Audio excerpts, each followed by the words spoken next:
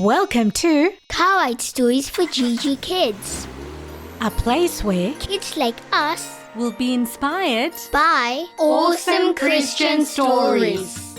Now, if you will follow me, we'll head down to the castle's dungeons. Now, make sure that you stay close to me and follow my light. It can get quite dark and it's also very cold. Oh, how exciting! I know, but please stay close to me and to the guide. I didn't know they had dungeons. I know, I was reading about it and it sounds so interesting, but a little scary. You know, I don't like the dark. Hello, boys and girls. It's Poppy here, and it's Esther, and it's a whole new year. It is. Welcome, boys and girls, to a new year of stories with Poppy and myself. And you won't believe where we are. We're in Scotland. That's right, we are visiting the castles here and it's cold and beautiful. I love it. I might move here, Poppy. Oh, me too, me too. Girls at the back, make sure you're listening so you don't get lost on the way down. That's us. We got caught talking. I think he wants us to pay attention so that we don't get lost as we go down those stairs. Look at those steps. They look quite steep. And it's all made of stone. It is, and it's already dark. Let's follow his light, Poppy. Maybe we should whisper a little bit better. As you can see, this is one of the cells where kings and noblemen would put their prisoners. Some would die and some would be freed later in life. Oh, that's scary. I don't think I'd like to be in a prison. Me neither, especially something so dark and so cold. There's no beds. There's no windows. There's no blankets. There's no food. Oh, that would be a hard life. Do you know what? I don't think you could ever escape from here. Yes, I agree. It was secured and with everything closed, there would be no way people could escape. That's why they look this way, Poppy. Hey, wait a minute. What? Didn't someone escape from prison in the Bible? Escape from prison. And I think it was an angel that helped them? It's Peter, the disciple. Yes, that's it. That's right. Peter, the disciple, was helped by an angel. I want to know that story. I can tell you that story. Now that we've finished our tour of the dungeons, we will go to have something to eat outside in the gardens to warm your bones. Follow me out and follow my light. Oh, yes, let's get out of here. Follow the light, Poppy. Be careful. Stay close to me. Oh, as we make our way outside, I have something special in my glitter box. What do you have? Boys and girls, it's a secret that's going to happen soon. Are you ready to see what's in my glitter box? In my glitter box today, we have a special secret announcement. We are going to do a special audio story about Peter, the seller's disciple. It's one of our very special, courageous Bible heroes you're going to hear about. You get to come on an adventure with Esther and me as we discover this awesome chapter book about Peter. Next month, we will tell you more because that's when it's coming out. Oh, you don't want to miss out. Till next time, boys and girls, that's all. Bye. That's right. We have that amazing book coming next month. It's an audio chapter book and it's the life of Peter from when he starts being the disciple to the end of life. So it's an amazing story. And Poppy and I will be with you the whole time and we're going to read the story to you. I'm going to read the story to you so you can enjoy it. You can come on an adventure with us to visit these amazing, courageous men of the Bible. And we're going to bring you more later on. I can't wait. All right, let's go on a picnic and I can tell you the story. Oh, yes, please. I'm starving. Peter's Great Escape, written by Maritza Brunt. Peter's heart was pounding fast, faster than it ever had before. He didn't dare sit down in case a rat crawled over his lap again. At least he thought it had been a rat. It was pitch black in the prison cell, and he really couldn't tell what creatures were in here. Peter inched closer to the bars of the cell door, being careful not to rattle the chains around his ankles too. The last thing he wanted was for the mean prison guards to hear him. Reaching the cell door, he wrapped his hands around the cold metal bars. How had this happened? Peter thought about the terrible week he'd had. King Herod hated the church that Peter and his friends belonged to. King Herod hated that they talked about Jesus and how they believed Jesus was the one true king. Peter hadn't been afraid of evil King Herod. He knew that Jesus was stronger than any king on earth. But now King Herod had arrested Peter and thrown him into jail. Not only that, but he had sent so many soldiers to guard the prison. There was no way Peter could escape, and he knew it was only a matter of time before King Herod decided to do something more evil.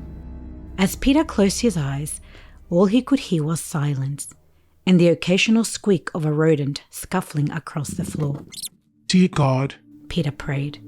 I don't know why you let me end up here in prison, but I know that you always have a plan. Please help me to trust you and to not be scared. As he finished his prayer, Peter caught sight of a small light near the tiny window in the prison cell. Stretching up as far as he could go with heavy chains around his legs, he looked out the window. Far below the prison twinkled the lights of the city. Peter had been blindfolded when the soldiers brought him, so he had no idea where his house was in the city below. But as he listened to the wind rustling the trees outside, he reminded him of the tree outside his friend Mary's house. Peter was instantly calm, listening to the gentle breeze. He knew his friends would be praying for him, and he knew everything would be okay. Peter was right. Far below the prison, through the narrow streets and a little to the left, Mary's house was full. People who couldn't fit inside poked their heads through the windows, while others squished in the courtyard. Mary looked at everyone who had come to her house that night, and she felt tears spring to her eyes. Brushing them away, she cleared her throat. Our friend Peter is in trouble. King Herod has thrown him into the prison, she told the crowd. But we know that there is someone who is even more powerful than King Herod, and we know that his name is Jesus. All we can do is pray. Around Mary, people were nodding their heads. Mary closed her eyes and bowed her head and began to pray. She and the others wouldn't stop until God provided a miracle. Back at the prison, Peter was calm. 2 soldiers were standing guard outside his cell, and 2 more had entered his cell earlier and chained themselves on either side of him. Peter had tried to be friendly and talk to them, but the soldiers weren't interested. Well, thought Peter, at least I'm not alone anymore. Thank you, Jesus, for giving me company. And with that, he settled down as best he could on the cold floor and drifted off to sleep. All of a sudden, bright light flooded the tiny prison cell, and Peter felt someone shaking his shoulder. Peter, A voice said. Peter.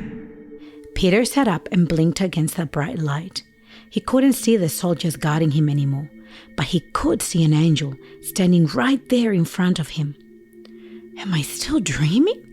Thought Peter as he rubbed his eyes.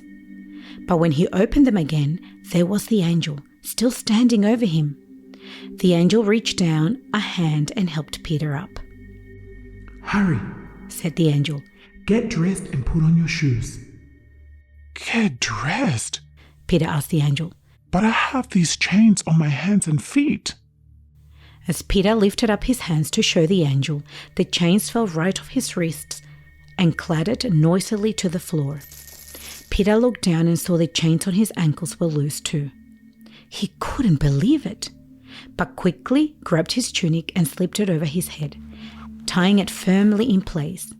He slid on his sandals and then reached for the coat the angel was holding out to him. The angel turned toward the prison cell door. Let's go, he said with a smile. As Peter followed the angel right out of the cell, he could see one of the soldiers sent to guard him, but the guard made no move towards them. It was as if he couldn't even see them. past the first gate they went, then past the second. The angel led Peter down the hill to the gate that led into the city. It was a heavy gate made of solid iron, and he usually needed several strong soldiers to open it. But tonight, the gate just swung right open, leading Peter and the angel onto the dusty streets of the city. Peter walked quietly for a while before turning to the angel. Did this really happen? He asked. But the angel was gone. Peter turned quickly around, looking left, looking right, but it was as if the angel had disappeared into thin air. All of a sudden, Peter realized this really had happened, and it wasn't a dream. He dropped to his knees right there in the streets and bowed his head. Dear God, He prayed. Thank you for sending your angel to come and rescue me. Pushing himself up, Peter knew where he had to go. Turning to the street on the right, he began to run as fast as he could, filled with new energy. He turned left, then left again, until he finally spotted the big tree outside Mary's house. Slowing down, Peter was filled with gratitude once again. Just this evening, he'd been looking at the tree outside the prison, wondering if he would ever get to see and pray with his friends in person again. And now, here he was. Walking up to the door of the courtyard, Peter could hear his friends inside praying. Lifting his hand, he gave 3 sharp knocks. From inside the house, Mary heard someone knocking at the door. She looked around and saw a young servant girl close by. "Rhoda," she called, "there's someone at the door. Could you go and see who it is?" Rhoda hurried through the courtyard, squeezing her way through people. "Who is it?" she called through the door. Peter smiled on the other side. It's Peter! He called back. Rhoda could not believe her ears. Peter was supposed to be in prison. Could he really be here? Rhoda? Peter called again. It's me! It was him! Rhoda was so excited she completely forgot about opening the door and instead turned and ran back inside. "Mistress! Mistress!" she called to Mary, pushing past people. "It's Peter!" Instantly, people turned to her. Mary lifted her hands for quiet. "Are you sure, Rhoda?"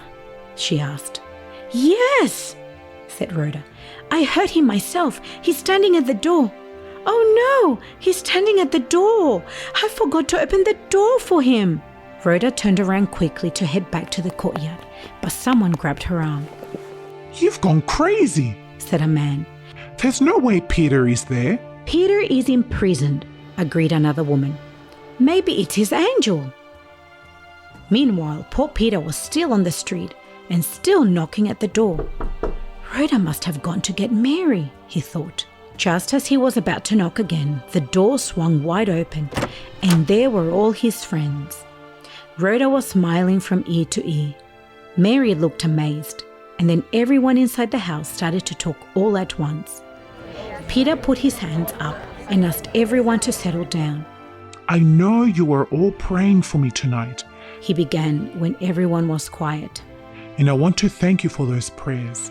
Let me tell you the story of how an angel let me out of prison. As Peter went on to tell them the best escape story anyone had ever heard, Mary sat and listened quietly. As the night breeze lifted the leaves from the trees outside her home, Mary watched them and whispered a quiet thank you to God for answering their prayer. Oh, wow! That was even better than I remembered. Oh, how special! It is an amazing story how God's power and that miracle. It is so good. I hope you've enjoyed the castle tour and your lunch. I will now play the bagpipes for some traditional Scottish music. Well, boys and girls, that's all from us. Till next time, bye! Bye! I wonder if I could play the bagpipes. And don't forget, girls, you are Gigi, gorgeous in God's image. And boys, you are also Gigi, great in God's image.